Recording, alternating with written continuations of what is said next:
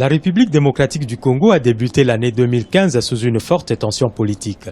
Les manifestations de l'opposition en janvier ont paralysé la capitale pendant 6 jours, faisant des victimes. Suivra l'affaire de la fosse commune des Maluku qui a défrayé la chronique pendant plusieurs mois. 421 corps avaient été enterrés dans la nuit du 19 mars. Les corps qui sont parvenus au gouvernement de la République signalent effectivement l'inhumation collective par les services de la direction de la morgue centrale de Kinshasa de 421 corps. Nous considérons qu'il s'agit bel et bien des victimes du 19 au 25. 25 mai, début du dépôt des candidatures pour les locales et communales qui devraient avoir lieu en octobre. Le processus est resté bloqué jusqu'à ces jours. Je pense qu'aujourd'hui, les élections locales, communales et urbaines ne peuvent pas être une priorité. Il faut les différer, il faut les reporter. Le dialogue politique initié par le chef de l'État, dont la tenue tarde encore, et la fin du mandat du président Joseph Kabila en décembre 2016 ont également alimenté les débats politiques du pays. Et en vue de permettre à celle-ci d'accomplir sa mission à la satisfaction de tous, je viens d'engager la nation sur la voie du dialogue politique. Et la constitution de notre pays, la RDC, n'a pas dit que quand on arrive fin mandat, il faut dialoguer pour se maintenir au pouvoir. Ça, c'est de la tricherie. La RD Congo a gagné 11 places dans le rapport d'indice de développement humain publié par le Programme des Nations Unies pour le développement. Résultat d'une croissance économique soutenue enregistrée au cours de ces dernières années. Les réformes vont continuer, elles vont même s'intensifier. Les stratégies de suivi et évaluation de l'exécution du programme économique du gouvernement vont se poursuivre. La République démocratique du Congo de 2015, c'est aussi la création d'une nouvelle compagnie nationale aérienne dénommée Congo Airways qui a lancé ses activités au mois de septembre. Si la croissance économique annonce des perspectives positives, sur le plan politique, l'année 2015 s'achève sur des incertitudes qui pourront affecter la paix sociale en 2016, estiment les observateurs. Vous écoutez Zapping Info Congolaise. Des droits de l'homme, mais cette fois en République démocratique du Congo, la pacification de l'Est du pays sera sans doute l'un des principaux enjeux de la présidentielle prévue cette année. Le Sud Kivu, par exemple, continue d'être marqué par des combats entre les forces armées du RDC, appuyées par les casques bleus de la MONUSCO et des groupes armés qui terrorisent les populations. Le Congolais Mourabazi Namegabe a fondé dans les années 1990 le Bureau pour le volontariat au service de l'enfance et de la santé, ou BVES, justement pour venir en aide aux civils victimes de violences et d'enrôlement forcé. Alors le BVES négocie par exemple pour obtenir la libération des enfants soldats. Il les aide ensuite à se réintégrer dans la société en leur apportant un métier et continue le plaidoyer auprès des belligérants, des autorités et des populations pour que les mineurs ne soient plus les premières victimes des combats. Sandrine Blanchard s'est entretenue avec Mourabazi Namegabe, le fondateur du BVES. Il y a toujours plusieurs dizaines de groupes armés qui restent actifs et qui font la loi. Donc je pense que c'est une colère de tout le monde, des gens qui ne comprennent pas comment on a réduit la violence sur toute l'étendue de la République démocratique du Congo et comment maintenant elle est restée seulement à l'est de la République. Parmi vos activités, il y a celle de tenter d'obtenir la libération des enfants impliqués dans les conflits, ce qu'on a généralement l'habitude d'appeler les enfants soldats, même s'ils ne sont pas toujours des enfants combattants. Comment ça se passe concrètement ? Lorsque les groupes armés quittent les forêts pour rejoindre le processus de pacification, nos équipes sont là pour retirer les moins de 18 ans, les filles et les garçons. On fait le pont avec les responsables communautaires qui sont proches des groupes armés pour les amener un message aux groupes armés, de leur dire voilà les traditions positives au Congo pendant la guerre consistaient à protéger les femmes et les enfants.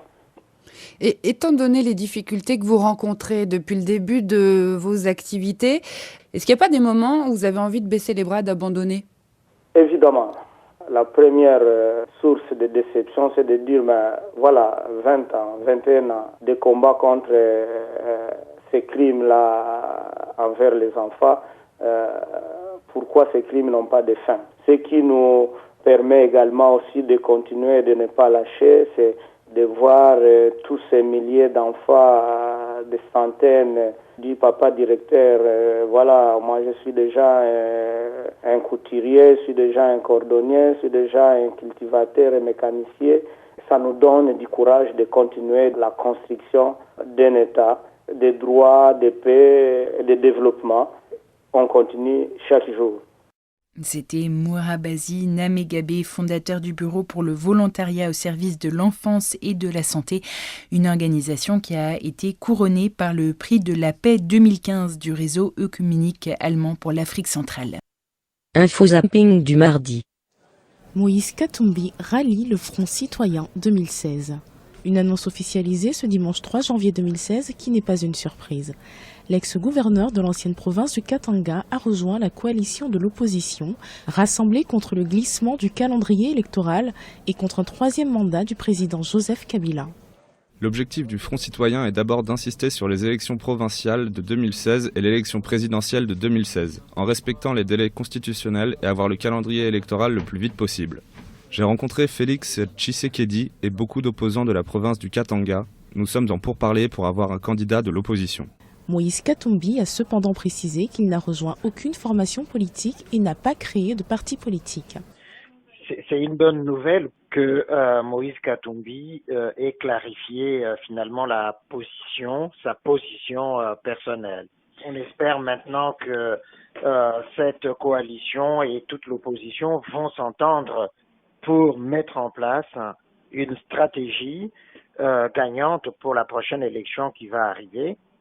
Ce qui suppose effectivement que dès maintenant, les leaders de l'opposition traditionnelle et de cette coalition fassent converger leurs intérêts, mettent en place un projet de société, un programme de campagne et commencent à sillonner le pays pour faire connaître justement leurs idées pour la RD Congo.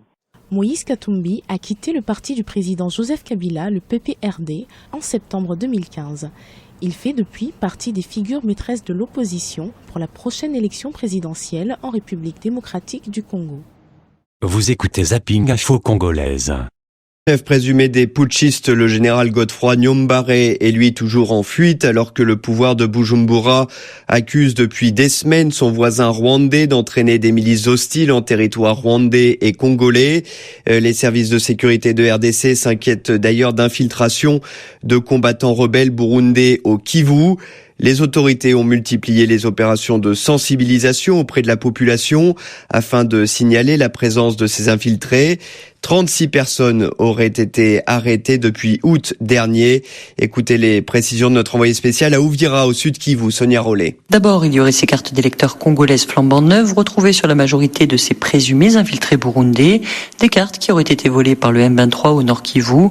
Avant le départ du Rwanda vers le Congo, ils auraient été pris en photo et recevraient leurs cartes dans les 48 heures. Ensuite, l'implication de certains éléments du M23 dans l'un de ces nouveaux groupes rebelles. Au moins 3 parmi les individus aujourd'hui prisonniers auraient été positivement identifiés comme des membres de l'ex-rébellion congolaise. Les présumés infiltrés auraient pour la plupart affirmé être passés dans 2 camps de réfugiés au Rwanda, Gashora et Mahama, avant d'être acheminés dans 2 camps d'entraînement, toujours sur le sol rwandais, Nyongwe et Gitumu, 2 camps que les services congolais disent être capables de localiser sur une carte. Certains de ces prisonniers auraient affirmé avoir été non seulement formés par des instructeurs burundais mais aussi rwandais. Le réseau d'infiltration au Congo aurait lui été mis sur pied par les services de renseignement militaire rwandais, les DMI, même si d'autres officiers rwandais de l'armée et de la police auraient été cités par les prisonniers. Dernier élément qui, selon ces services, irait dans le sens de l'implication du Rwanda, c'est la participation jusqu'à sa mort du chef de milice congolais Bédé Rusagara dans l'infiltration de ces éléments burundais au Congo. Ces liens avec Kigali remonteraient au temps du RCD et auraient été attestés par le groupe d'experts des Nations Unies. Sonia Rollet, Ouvira, RFI. Nouvelle plateforme d'opposition en République démocratique du Congo, après la dynamique de l'opposition, après le G7, après le Front citoyen 2016 qui était censé chapeauter les différents courants, le Front des démocrates voit le jour, un regroupement de 7 partis politiques et de personnalités de l'opposition. Certains s'inquiètent de ce foisonnement de plateformes, craignant l'affaiblissement du message et des actions à mener pour obtenir l'organisation des élections en 2016. Vous écoutez Zapping Info Congolaise. République démocratique du Congo, le secrétaire général de l'ONU a recommandé de réduire de 1700 les effectifs de la force des Nations Unies, la MONUSCO. Ban Ki-moon propose aussi de réorienter davantage le cadre de la MONUSCO vers des tâches de police dans la perspective des élections de novembre. Ces propositions doivent être discutées la semaine prochaine au Conseil, qui doit renouveler le mandat de la mission avant fin mars. Et la République démocratique du Congo, qui va par ailleurs libérer environ 2000 prisonniers ce mois-ci. John Lindon nous en dit plus. Selon le ministre de la Justice Alexis Tamboué, le gouvernement, à travers cette mesure, veut réduire la surpopulation dans les prisons. Pour les analystes, il s'agit aussi de réduire la tension politique avant l'élection présidentielle prévue pour novembre prochain.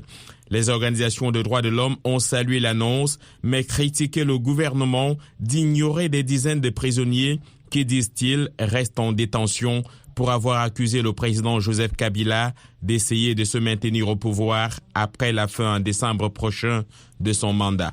Parmi les 2000 prisonniers, 1200 sont des délinquants qui ont purgé au moins un quart de leur peine et reçu l'approbation du directeur de la prison et du procureur général, a expliqué le ministre de la Justice, en précisant que ces prisonniers seront libérés dans les prochaines semaines. Les prisons du Congo sont notoirement surpeuplées et les Nations Unies estiment à 20 000 le nombre de détenus qui s'y trouvent. Vous écoutez Zapping Info Congolaise. Depuis quelques jours, des caméras de surveillance ont été placées sur les principales artères de Kinshasa en République démocratique du Congo. Pour la police, ces appareils permettront de mieux sécuriser la population, mais la suspicion règne notamment au sein de l'opposition et de la société civile. Les précisions à Kinshasa avec Poli Mouzalia. Tout dans la ville, c'est la surprise qu'ont découvert les habitants de Kinshasa depuis quelques jours. Pour les autorités, ce nouveau dispositif permet de mieux sécuriser la population. Colonel Mwanamputu, porte-parole de la police. Nous voudrions mieux qu'il y ait de la technicité dans ce que nous sommes en train de faire. Et il ne s'agit pas là d'un système qui vient perturber l'ordre public ou énerver les dispositions de protection pour les libertés individuelles, mais c'est pour renforcer la quiétude des uns des autres. Dans l'opinion, les avis divergent. Certains estiment que ces caméras permettront de sécuriser la population, comme l'affirment les autorités. D'autres, comme Patrick Bamba, se montrent plus réticents, estimant que ce dispositif pourrait aboutir à des dérapages. Je pense que si réellement les autorités qui les ont implantées là l'ont fait réellement dans le but de surveiller ce qui se passe ou pour les accidents qui peuvent survenir, que cela est une bonne initiative, mais que si cela a été fait dans les buts de violer la vie privée de certaines personnes, cela serait vraiment regrettable de leur part. En revanche, Maître Georges Kapiamba, activiste des droits de l'homme et président de l'Association congolaise pour l'accès à la justice, est plus catégorique. Comme plusieurs opposants, il considère que ces caméras de surveillance, tout comme l'acquisition récente de matériel anti-émeute, relèvent d'une stratégie qui viserait à étouffer les manifestations de l'opposition. Maître Georges Kapiamba. Nous craignons que ça soit un durcissement du côté du pouvoir dans le but de réprimer dans les sangs les manifestations qui sont déjà annoncées tant par la CENCO que par l'opposition politique. D'après les autorités, ce réseau de caméras de surveillance est placé sous la responsabilité de la police nationale. Poli Mouzalia à Kinshasa, BBC Afrique. Vous écoutez Zapping Info Congolaise. De la crise burundaise en RDC, Sylvie, les services de sécurité congolais s'inquiètent des allégations selon lesquelles des rebelles burundais se seraient infiltrés dans l'est du pays. Oui, dans le territoire d'Ouvira, l'armée, les autorités locales ont multiplié les opérations de sensibilisation auprès de la population. Pourquoi ? Eh bien, pour signaler la présence de ces présumés infiltrés. C'est une opération compliquée puisque dans cette région, on signale également la présence de groupes anciens comme les FNL du général Zabampena, mais aussi des groupes nés depuis le début de la crise au Burundi. Sonia Rollet. Pour la population du territoire d'Ouvira, difficile de faire la distinction. Les habitants de la plaine de la Rusizi parlent indifféremment de FNL ou d'infiltrés burundais, confondant le groupe d'Aloïs Sapampema avec d'autres groupes burundais. Ils disent signaler régulièrement leur passage à l'armée comme à la MONUSCO, mais ils arrivent souvent trop tard, disent-ils. Les regards les plus avertis, militaires, autorités locales, sociétés civiles, identifient des routes différentes de passage et des comportements bien spécifiques. Les FNL d'Aloïs Sapampema feraient des va-et-vient entre la frontière burundaise et les hauts et les moyens plateaux pour des raisons de ravitaillement. le manioc, le sorgho pillés dans les champs des moyens plateaux, et ils ne descendraient dans la plaine ou iraient même jusqu'au Burundi que pour se procurer d'autres denrées. Pour ce qui est de nouveaux groupes, plusieurs de ces observateurs avertis signalent une coopération entre le groupe FNL dissident de Tchouti Paranyanka, localisé dans la plaine de Fizi, et le groupe que les services de sécurité congolais attribuent à l'opposant Alexis Ndouidje et au putschiste Godefroy Niambare. Ce groupe-là aurait installé depuis plusieurs mois un camp permanent sur les hauts plateaux, difficilement accessible pour l'armée congolaise. Si depuis juillet, les mouvements allaient plutôt dans le sens de l'entrée au Congo, depuis 2 mois, ces rebelles auraient amorcé le mouvement retour vers le Burundi. Sonia Rollet, Bukavu, RFI. L'ONU pourrait réduire une nouvelle fois les effectifs de la MONUSCO, la mission des Nations Unies en RDC. Oui, le secrétaire général de l'ONU, Ban Ki-moon, a recommandé au Conseil de sécurité de réduire de 1700 hommes les effectifs de cette force, une proposition qui doit encore être discutée la semaine prochaine devant ce même Conseil de sécurité de l'ONU qui doit renouveler le mandat de la mission. Info zapping du mercredi. Du Congo. La culture du café est ancestrale au Soudan du Sud, mais les conflits qui ont ravagé le pays l'ont rendue moribonde.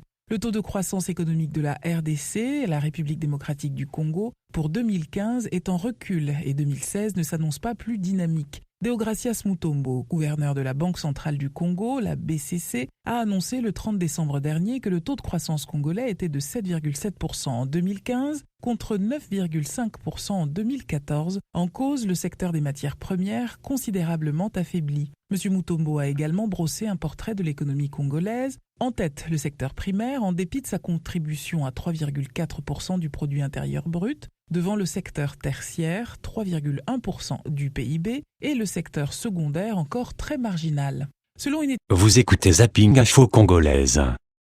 En bref, dans le nord-est de la RDC, la ville de Oungou a enregistré un total de 7000 réfugiés en moins d'un mois. Ils arrivent du Soudan du Sud, de l'autre côté de la frontière, le Soudan du Sud, déchiré depuis 2 ans par une guerre dans laquelle s'affrontent les forces gouvernementales du président Salva Kiir et les rebelles conduits par l'ancien vice-président Riek Machar. Plus de 2 millions de personnes ont fui le pays. Info zapping du jeudi. Un an et demi après l'attente, l'attente du procès dans le Sud Kivu, 37 personnes tuées le 4 juin 2014 dans le massacre de Mutaroulé, et des hommes et des femmes tués par balles ou brûlés sans que les casques bleus et les soldats de l'armée congolaise n'interviennent. Les autorités congolaises avaient ouvert une enquête. L'enquête est bouclée depuis près d'1 an. La cour militaire a désormais le dossier en main, mais aucune date pour le moment pour le début du procès. La société civile du Sud Kivu craint que des complicités au niveau de la province ne soient à l'origine de ce retard. Descartes Pongué est le président du bureau de coordination de la société civile du Sud Kivu.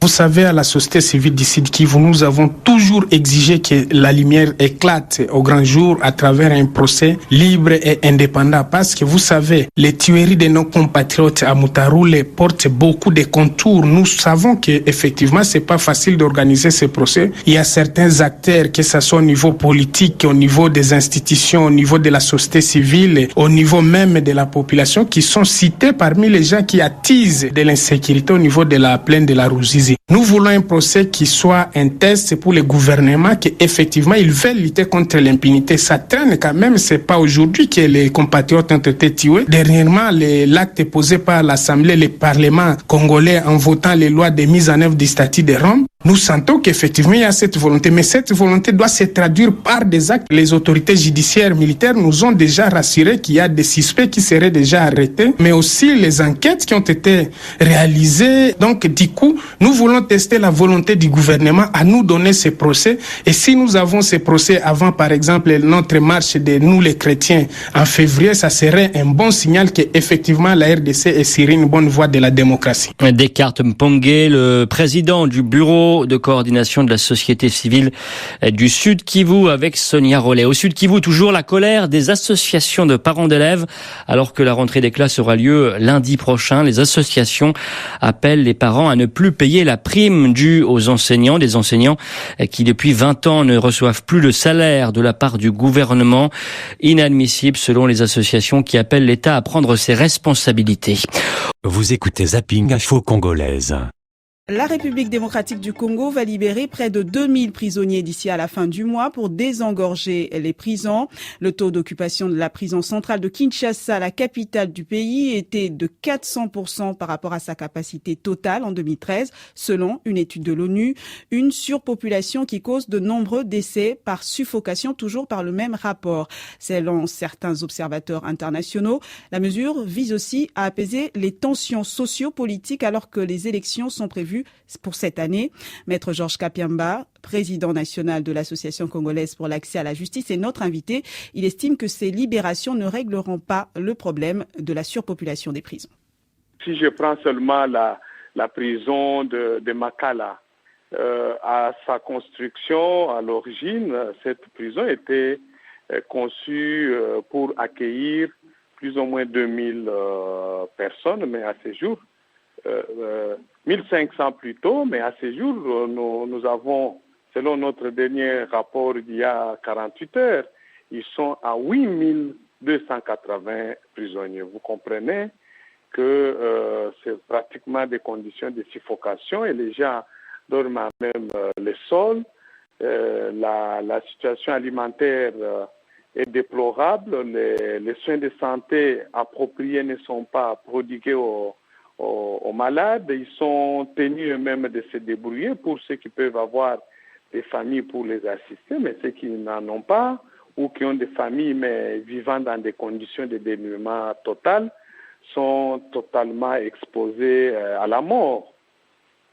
Alors on parle de 1600 prisonniers donc qui seraient libérés. Quels seraient a priori ces prisonniers et pourquoi ? Alors, nous avons suivi l'annonce faite par le ministre de la Justice hier. Il a parlé d'abord des 1200 qui sont déjà identifiés, qui peuvent bénéficier de libération conditionnelle d'ici les 10 et que vers la fin du mois de janvier 2016, le nombre pourra atteindre 1600.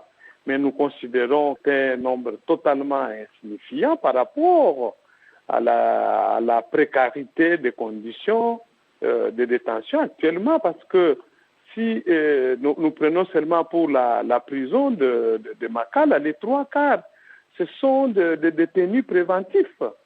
Ça relève quand même une problématique de gestion des dossiers. On ne peut pas envoyer plus de 3/4 des personnes en détention alors que leurs dossiers ne sont pas fixés devant un tribunal pour qu'ils puissent répondre de ce qui leur sont reprochés. Ça, c'est une situation de malgouvernance judiciaire. Certains observateurs pensent que cette mesure tente aussi à apaiser le climat social à l'approche des élections cette année.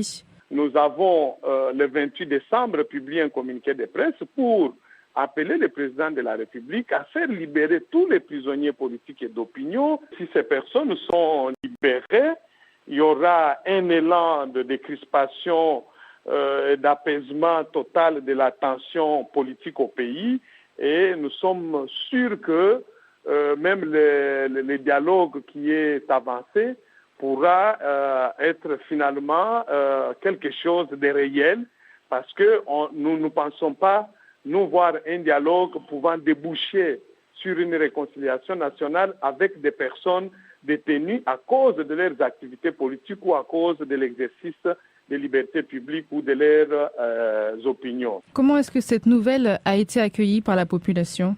Avec un sentiment de scepticisme, parce que vous savez que ce n'est pas la première fois que ce genre d'annonces sont faites. Je venais de vous rappeler ici que le 28 novembre de l'année passée, le chef de l'État a annoncé la mise en œuvre de mesures de grâce individuelles rapidement, ainsi que d'autres mesures par le gouvernement afin de contribuer à la libération des prisonniers politiques. Mais jusqu'à ce jour, aucun des prisonniers politiques n'est libéré parce que les 9 membres du mouvement, de l'ancien mouvement politico-religieux BDK, qui ont été libérés des suites de 2 ordonnances publiées le 31 décembre 2015, étaient poursuivis, condamnés pour le fait des droits communs. Ce n'était pas des condamnés politiques ou pour leurs opinions. Donc, il reste encore jusqu'ici une sorte de scepticisme dans l'opinion parce que chaque fois que les annonces sont faites, elles ne sont pas suivies d'actes concrets qui peuvent rassurer réellement de la volonté du gouvernement à apaiser la tension politique. Maître Georges Kapiamba, président national de l'Association congolaise pour l'accès à la justice, il était joint par Anaïs Sautin. Vous écoutez Zapping Info Congolaise. Kinshasa, une attaque attribuée à des rebelles hutus rwandais a fait en République démocratique du Congo 15 morts selon les autorités congolaises et la mission des Nations Unies en RDC. Le massacre a eu lieu cette nuit à Miriki, une localité du Nord Kivu, une province déchirée par des conflits depuis maintenant plus de 20 ans. Pour les autorités, l'armée, la MONUSCO, c'est la milice hutu rwandaise des forces démocratiques de libération du Rwanda, les FDLR, actives dans la zone qui a mené l'attaque. Une accusation que dément le porte-parole des FDLR, le groupe armée aurait réussi à contourner la position des forces armées des Congo. Des renforts ont été envoyés pour sécuriser la localité. Les explications de Laetitia Bezin. C'est vers 2h du matin que des assaillants armés de machettes ont fait incursion à Miriki. Ils s'en seraient d'abord pris au chef du village qui rapporte que ses 2 femmes et sa fille ont été tuées. L'attaque s'est ensuite poursuivie dans le reste de la commune. Les autorités locales comme les ONG accusent l'armée et les casques bleus présents dans la zone de passivité face aux groupes armés. Mais la mission des Nations Unies, elle, affirme que ces forces ne sont pas présentes en permanence à Miriki et que des renforts ont été envoyés dès qu'elle a eu connaissance de l'attaque. Les auteurs de ce massacre seront recherchés et punis, indique le porte-parole de la MONUSCO. Charles Bambara ajoute qu'une mission d'enquête sera dépêchée sur place demain pour mesurer l'ampleur des dommages. Les assaillants semblaient viser la communauté nandais. Toutes les victimes sont de cette ethnie, rapporte le président de l'ONG Société Civile de Lubero. C'est dans cette zone que les chefs nandais s'opposeraient depuis plusieurs mois au retour de déplacés hutus congolais, des déplacés qu'ils accusent d'être de connivence avec les FDLR. Vous écoutez Zapping Info Congolaise. De l'ONU en Centrafrique. En République démocratique du Congo, cette recommandation saluée par le gouvernement mais critiquée par la société civile. Ban Ki-moon a demandé au Conseil de sécurité des Nations Unies de réduire de 1700 le nombre de casques bleus déployés dans le pays sur un total de 18 000 hommes. Le secrétaire général de l'ONU estime que la sécurité s'est améliorée, notamment dans l'Est. À Kinshasa, Paulie Mouzalia. Dans le rapport publié hier, Ban Ki-moon estime que ce retrait ne va pas réduire l'efficacité de la MONUSCO, un point de vue partagé par Charles Bambara, directeur de l'information publique de la mission de l'ONU en RDC. Ce total de chiffres de réduction d'hommes de la MONUSCO sur le terrain ne devrait pas en réalité compromettre la capacité de la MONUSCO d'effectuer ou en tout cas de mettre en œuvre le mandat de protection des civils tout d'abord et aussi le mandat effectivement de neutralisation des groupes armés qui sont nombreux comme vous le savez dans l'est du pays. La RDC réclame depuis longtemps un retrait progressif des casques bleus dans le cadre d'une stratégie de sortie. Cette annonce de l'ONU est donc saluée par Elvis Moutiri, ministre du Tourisme et porte-parole du gouvernement congolais. Nous félicitons cet acte du secrétaire général des Nations Unies.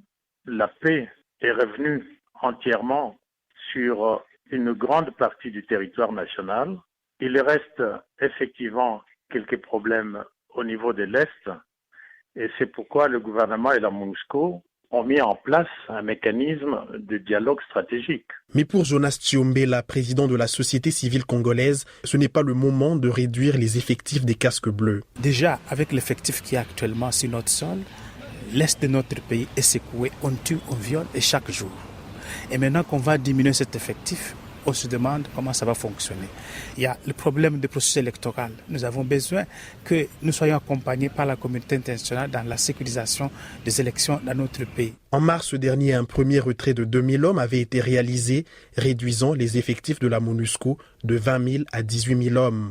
Paulie Mouzalia à Kinshasa, BBC. Info Zapping du vendredi. Les autorités provinciales du Nord Kivu, province de l'Est de la République démocratique du Congo, sont attendues ce matin à Miriki, à une centaine de kilomètres de Goma. C'est cette localité qui a été attaquée hier matin par un groupe armé, attaque qui a fait 15 morts selon les autorités et la MONUSCO, qui accuse les rebelles hutus-rwandais FDLR d'en être à l'origine, accusation démentie par le groupe rebelle. Les précisions de Laetitia Bezin. Accusés de nombreuses exactions contre les civils dans la zone, ce sont les FDLR qui sont pointés du doigt par les autorités, l'armée et la mission des Nations Unies. Le porte-parole de la MONUSCO, Charles Bambara, évoque des tensions ethniques dans la localité qui seraient à l'origine de l'incursion de la milice hutu-rwandaise. Ces dernières semaines, les déplacés hutus congolais présents dans le territoire de Lubero n'avaient pas suffisamment de vivres et ont dû piller les récoltes des voisins nandais, ce qui a exacerbé une fois de plus la tension dans ce territoire et qui a pu très certainement faire intervenir ces Hutus rwandais qui sont le groupe armé FDLR qui d'une certaine façon soutenaient les Hutus congolais pour défendre leur cause. Mais les principaux intéressés nient toute implication dans l'attaque de Miriki. Laforge, fils Bazeye, est le porte-parole des FDLR. Nous déplorons ce massacre et nous déclinons toutes les responsabilités. Nous ne sommes pas ni à Miriki ni près de Miriki. Ces accusations fallacieuses étaient fuites en avant puisqu'ils n'ont pas su protéger une population qui était à côté d'une position des FARDC. Tout ce que nous pouvons recommander, c'est une enquête internationale neutre pour déterminer justement les auteurs de cet odieux massacre. Hier, la MONUSCO a fait savoir qu'une mission d'enquête avait été dépêchée sur le terrain. Vous écoutez Zapping Info Congolaise. Personnes tuées dans l'est de la République démocratique du Congo. Massacre dans le Lubero, dans la région du Nord Kivu, est attribué aux rebelles hutu-rwandais des FDLR. D'après certaines sources, les assaillants visaient principalement les chefs coutumiers sur fond de conflits fonciers entre communautés locales. À Kinshasa, Poli Muzalia. Un sujet de Poli Muzalia que nous entendrons plus tard. La société civile congolaise accuse les forces armées et la mission onusienne de passivité. La MONUSCO se défend. Miriki, cible de cette attaque, est située dans le territoire de Lubero, une zone très vaste, ce qui expliquerait donc l'absence de la mission de l'ONU sur place. On écoute son directeur à l'information publique, Charles Bambara. À l'heure où je vous parle, un général des FARDC est sur le terrain aux côtés d'un général de la brigade d'intervention de la MONUSCO pour coordonner les actions, pour renforcer la sécurité autour de Miriki, autour du territoire de Lubero, afin de pourchasser donc ces criminels qui ont opéré ces tueries contre les populations civiles innocentes de la zone de Miriki. Les 14 morts de trop. Et la MONUSCO est déterminée à mettre fin à l'existence de ces groupes armés, notamment de ces FDLR présumés qui sèment la terreur depuis une vingtaine d'années dans l'est de la RDC. Qu'est-ce que la mission de l'ONU compte faire pour que ça ne se reproduise plus? Donc, est-ce que l'ONU compte, par exemple, laisser quelques hommes sur place pour éviter que de telles choses ne se reproduisent? Oui, tout à fait. Il s'agit de conflits interethniques. Et cette fois-ci, entre les Nandais qui sont originaires de la zone et les Hutus congolais. Selon les informations que nous avons pu recueillir auprès des alliés FARDC, donc les forces armées congolaises qui sont présentes dans la zone, il serait aussi question de problèmes liés aux déplacés Hutus qui n'avaient pas pu avoir de l'aide alimentaire ces derniers temps et qui ont pillé les récoltes des Nandais, ce qui a exacerbé la tension en réalité interethnique. Il faut régler ce problème définitivement sur le plan politique, mais aussi sur le plan militaire. Vous nous avez parlé de Hutus congolais, alors que selon les informations qu'on a eues, il s'agirait plutôt de Hutus rwandais. Oui, d'abord, l'attaque a été menée par des FDLR qui sont des Hutus rwandais. Mais nous avons effectivement des populations Hutus congolais qui sont présents dans la même zone. Et il y a bien une symbiose entre Hutus rwandais et Hutus congolais, ce qui exacerbe davantage les conflits interethniques. Est-ce qu'il sera simple de trouver une solution, sachant que pour l'attaque de ce matin, ce sont des chefs traditionnels qui ont été visés et l'on sait le rôle des chefs traditionnels en général dans les pays africains? La tâche va être assez compliquée, mais nous croyons savoir demain, la MONUSCO va faciliter le transport des autorités provinciales du Nord Kivu basées à Goma sur Miriki avec nos hélicoptères donc de la MONUSCO. Et ces autorités provinciales vont s'efforcer à faire des plaidoyers en direction des populations locales pendant les prochains jours. Charles Bambara, directeur à l'information publique de la MONUSCO, qui réagissait donc à ce massacre commis dans l'est de la RDC. Bilan, 14 morts. Les précisions à Kinshasa de Poli Muzalia. L'attaque a été lancée autour de 2h du matin. Les assaillants munis d'armes blanches et d'armes à feu ont fait irruption dans le village de Miriki, en territoire de Lubero, à 110 km au nord de la ville de Goma. Selon des témoins, les miliciens ont d'abord assassiné des chefs coutumiers de la communauté Nandé ainsi que les membres de leur famille avant de s'en prendre à la population. Bilan de cette attaque attribuée aux rebelles hutus-rwandais de FDLR, 14 morts d'après les autorités, 15 selon la société civile. Omar Kavuta, un activiste de la société civile du Nord Kivu, interpelle le gouvernement et la MONUSCO. Le plus urgent que la MONUSCO, que le FARDC se mettent en œuvre pour empêcher qu'il y ait encore un nouveau carnage, qu'il y ait un nouveau massacre, qu'il y ait un nouveau génocide, et que finalement l'autorité prenne en charge la situation de FDLR en Syrie en finissant définitivement avec cette force négative. Ce matin, la situation a été encore tendue dans le Lubero. D'après des témoignages recueillis, des jeunes Nandés auraient également pris des armes pour, disent-ils, se protéger. D'après un chef coutumier de Lubero qui a requis l'anonymat, cette attaque est liée à un conflit de terre opposant les communautés Hutu et Nandé. Une version confirmée de sources officielles. Poli Mouzali à Kinshasa, BBC Afrique.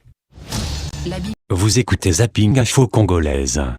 Dans l'est de la République démocratique du Congo, 15 personnes ont été tuées dans un massacre à Miriki, localité du Nord Kivu. Les forces armées, les autorités territoriales et le chef coutumier de la communauté Nandé accusent des rebelles hutus rwandais des forces démocratiques de libération du Rwanda d'en être responsables. Les victimes sont toutes de l'ethnie Nandé. L'armée nationale et les casques bleus sont accusés une nouvelle fois de passivité face aux groupes armés. Vous écoutez Zapping Info Congolaise. Démocratique du Congo. À présent, 50 prisonniers se sont évadés cette nuit de la prison centrale de Kamituga. C'est à 500 km au sud de Bukavu, capitale du Sud Kivu. Une évasion consécutive à un incendie. Jusque-là, aucun détenu n'a encore été retrouvé, ce qui suscite l'inquiétude de la société civile locale. À Kinshasa, Poli Mouzalia.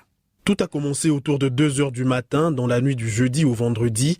Un incendie s'est déclaré dans une maison proche de la prison de Kamituga. Le feu s'est par la suite étendu à une dizaine d'autres habitations en planches, elles aussi voisines de la vieille maison carcérale. Finalement, le feu a atteint la prison et les policiers commis à la garde des détenus ont pris la fuite, suivis par les 50 prisonniers, soit la totalité des effectifs du pénitencier de Kamituga. Parmi les fuyards se trouvent de dangereux criminels, dont certains sont condamnés à de lourdes peines, ce qui suscite l'inquiétude de Benoît Makombo, président de la société civile locale. Il y a déjà une insécurité qui se crée parce que parmi ces condamnés, il y avait 2 assassins qui peuvent quand même, il peut y avoir un règlement de compte. Justement, nous demandons aux autorités de s'impliquer dans ce dossier pour essayer un peu de voir si on peut récupérer ce malfaiteur. Parce que ça constitue déjà un danger pour la population du territoire du monde en général. Des sources administratives locales assurent que tout est mis en œuvre pour retrouver au plus vite les 50 prisonniers qui se sont évadés. Poli Mouzali à Kinshasa, BBC Afrique. Les premières excuses du président sud-soudanais à son peuple.